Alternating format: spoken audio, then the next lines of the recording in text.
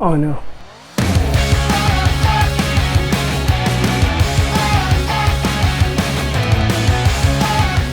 So, it's 2019 now, and we're going to 2020 tomorrow. 2019 in particular was definitely one hell of a year. It's a year when a lot happened. A lot happened. But at the same time, a lot of good happened as well. But mostly a lot of negative, bad things happened. 2019 was the year where my depression and my anxiety, escalated to a whole different level. It was rough. Unfortunately, I lost a lot of people. I'm not saying they're dead. Just people that I was surrounded by, a couple of friends, mostly friends. I lost a lot of friends, but I will never say, oh, they're assholes or whatever. Like, no, not at all. They're good people. They're good people. But because of my illness, whenever I get hit with depression or whatever, I like to spend time with myself. And that's what I did. My depression took a whole different height where people would ask me to hang out.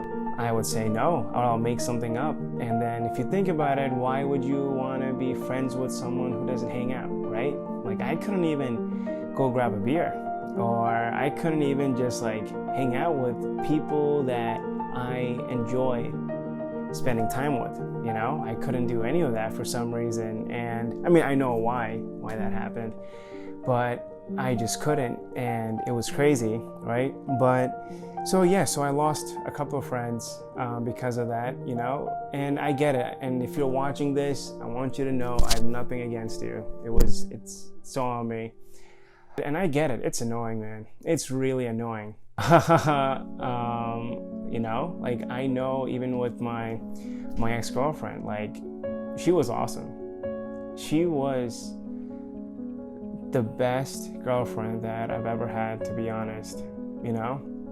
She was amazing. She was awesome. She was there for me during a lot of my hard times. She was there to witness my insanity. But at this time, relationship wasn't just I just couldn't maintain it. I couldn't do it, because I like being alone. I'm a loner in heart, 100%. And I like doing that, just spending time with myself, because I just don't like drawing people into my chaos. But in the initial stage, she was there. Like I said, she was there when I was going crazy. And she saw all that, she witnessed it, but she didn't let me go. She stayed.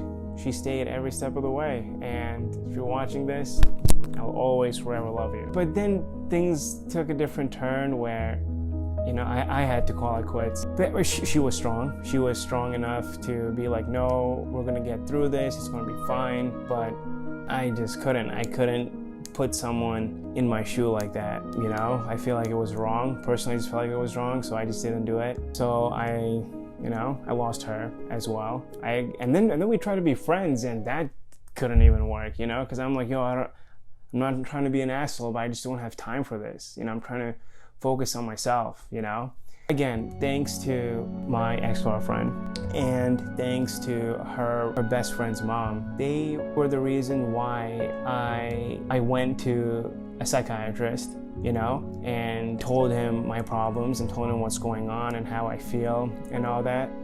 And they are the reason why I actually feel a little better now.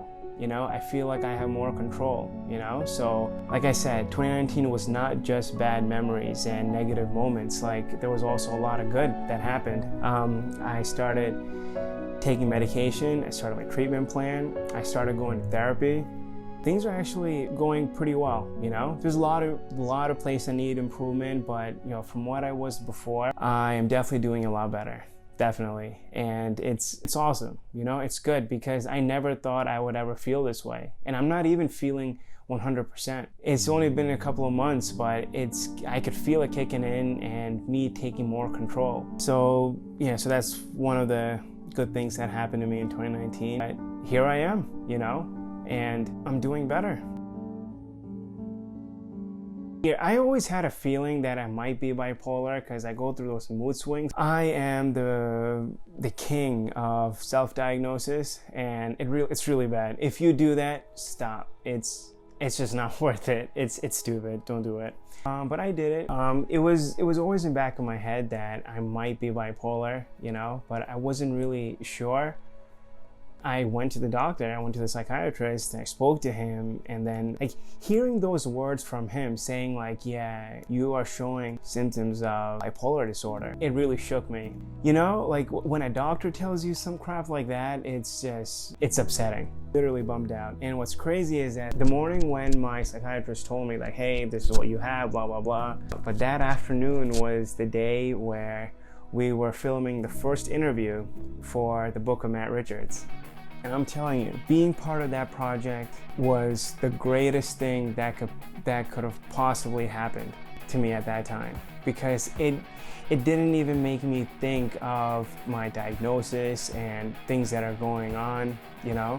I was so involved and occupied in this project where any free time I got, I would be like editing, or I'll be like watching the clips that I took, you know, or coming up with ideas for the documentary, or even watching other documentaries just to see like, hey, how can I put out this documentary in the best possible way? Matt giving me the opportunity to film this, it was epic. It was amazing. It was such an awesome experience, and I can't wait for chapter 2. Chapter 2 is going to be lit. It's going to be really cool. It's going to be motorcycles. It's going to be a lot of fun. You know, like I'm so glad. I'm so glad that I got the opportunity to film, you know, his amazing journey, and to just like occupy myself and just like forget about everything that's going on with me, you know.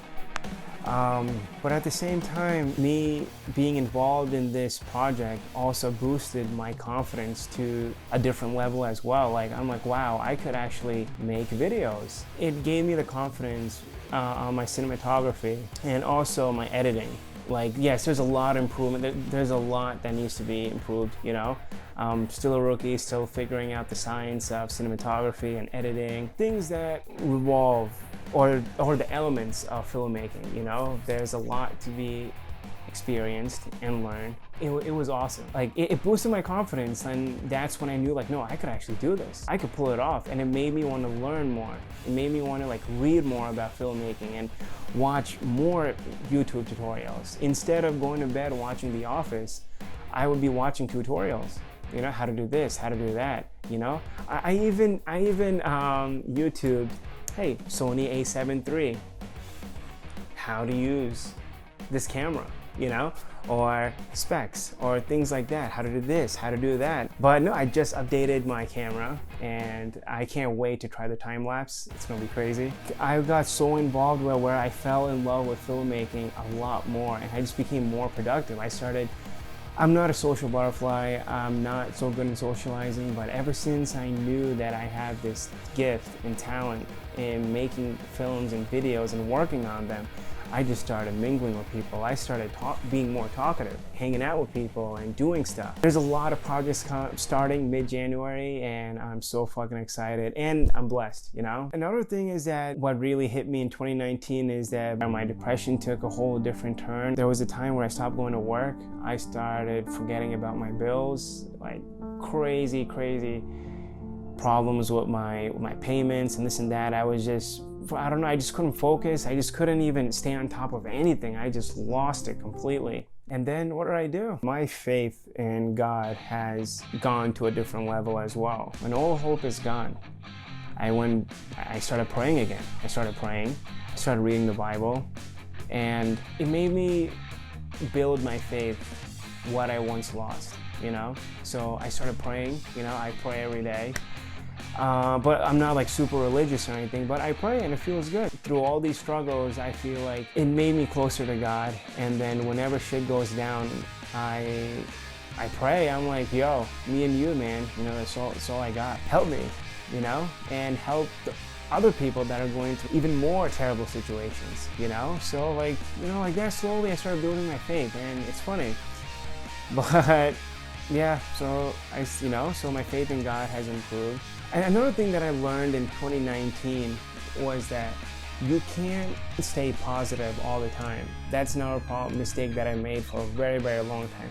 I try to be that super positive person, you know, never showing my negative emotions or nothing, always staying happy and positive, and then when things go down, be like, oh no, it's okay, you know, and trying to forget about it and be like, oh no, like I'll fix it or whatever, blah blah blah. It wasn't healthy at all. Like I was just putting this mask on for the longest time and just trying to live thinking like, oh no, this is what people want to see. There's already a lot of problems going on in this world where if I show my emotions or let out my negative energy, it might affect the world or people, you know? Now as I say this, I think it's hilarious. I think it was stupid. As years gone by and, you know, now it's going to be 2020, I realized one thing. A cousin a few weeks ago told me this too. Like, we're humans and we're emotional, you know? Like, we are going to have our good days. We're going to have our bad days. We're going to have days where we just feel neutral. There are days where, no, we're stressed about something. And you know what? And it's okay. It's okay to show those emotions. Don't try to bottle it in. Because we're humans. We can't be positive all the time. Accepting your merits and demerits are very important. But it's okay to share those emotions. It's okay to be part of a group and just be a little quiet. You know? You don't have to be the hype man. I always thought I had to be the hype man. During every party I went to, every social gathering, I felt like I had to like be the life of the party and bring everyone together. Did I enjoy all that? Yes, but I was putting a mask on, you know. There are times when I didn't want to do that. I just want to sit in a corner and sip on my whiskey, or just be part of the circle but not talk much, you know, just nod and be part of whatever's going on. And I'm 26, it's 2020, and you know what? I've learned a lot.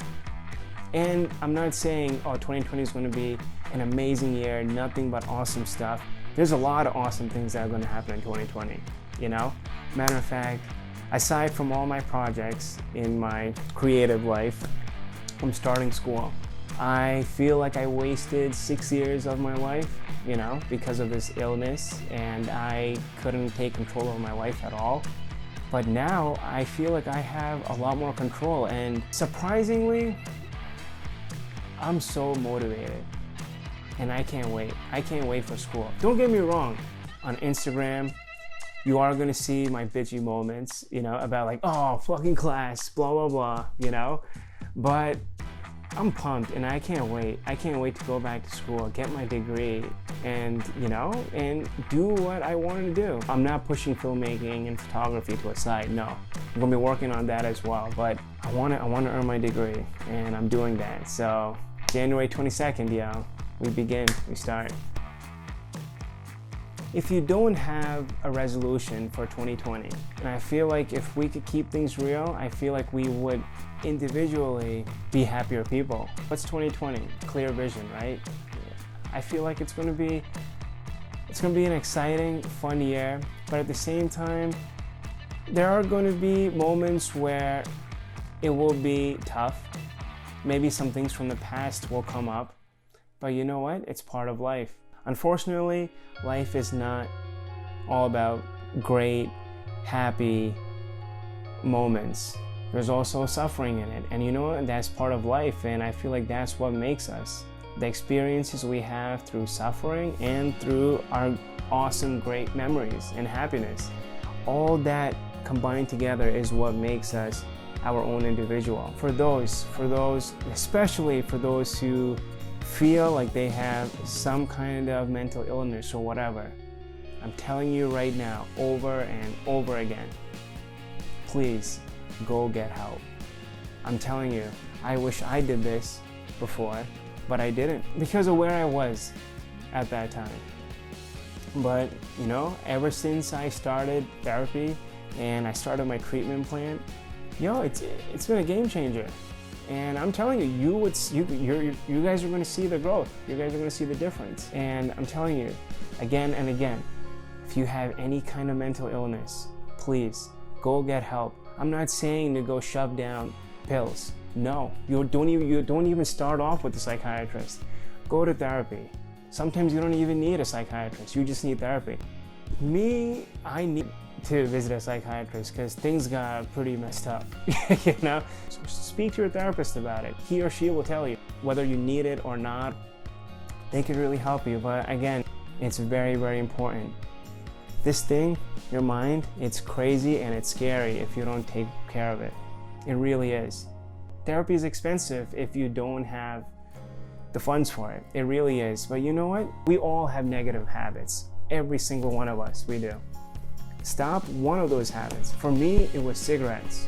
I was a chain smoker, and till this day, let me tell you, I love cigarettes. I love the smell of it. I love smoking it, but I don't smoke like that anymore. I think it's been a long, long, long time. Because think about it, I'm spending what, 12 bucks per pack, you know? Every time I want to buy a pack, I put those 12 bucks in a little jar. And guess what? In a very short period of time, let me tell you, you'll be surprised. You'll have enough money for one therapy session, you know? So what's more important? You smoking your lungs out, or you getting help and being the best version of yourself? Think about it, yo, you know? I love you and I want every single one of you to succeed, all right? It's helped me, it's still helping me, you know? And listen, I'm still at the very early stage, but you know what? I wish I was able to tell you guys this before, but I couldn't because I just wasn't there. Right now, I'm kind of there. I'm not really there, but I'm kind of there, you know? And listen, I feel like together we could grow and excel in what we believe in and in what we do. Just stop one of your negative habits that cost money and that also cost your health, you know? Or if you can't go cold turkey, don't do it. You know, cold turkey is hard. Cut down on whatever it is, you know? And eventually you would see a few extra bills in your wallet or a few extra numbers in your bank account, you know, where you could be like, yo, I could actually do this, I could do that.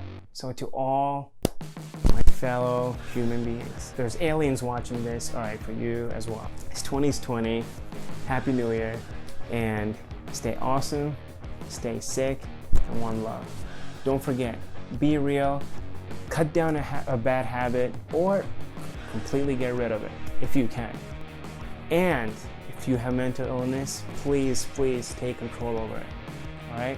I love you guys for all the love and support that you guys give me. It means the world to me, yo, you know? And I can't wait for you guys to see all the new stuff that's coming out in 2020. And let me just tell you, it's not just film.